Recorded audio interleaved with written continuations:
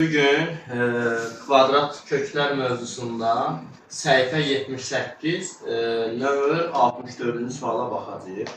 Deməli, bir sualda bizə verilir kök altı sınıfında 9, üstəgəl 3,6 kök altında və üstəgəl 12,1. Suala baxdıqda bu biraz çaşdırıcı görsənir. Adətən uşaqlar kvadrat 0,3 yazırlar. 0,6 və bu çaşdırıcıdır. Biz onu necə həll edəcəyik? Biz əvvəlcə bunları yaza bilərik 10-luq kəsir kimi. 10-da 36 və 10-da 121. Hamısı bir kökün altında yazılır. Və burada ayrı-ayrılıqda kök çıxardırır. 9-dan kök nə çıxır? 3. Amma kökdə 10 qalır. 36-dan kök nə çıxır? 6, kök altda 10 qalır. Və üstə gəl.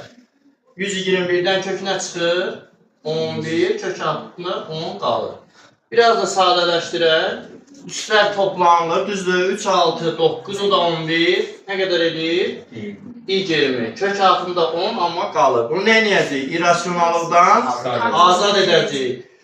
Qoşmasına vurarıq, kökdə 10, kökdə 10 da, kökdə 10'a hasili. Buradan 100 edir, 100'dən kök nə çıxır? 10, 20, kökdə 10. 20 ilə onu aparsa, 2. Cavab 2, kökdə 10.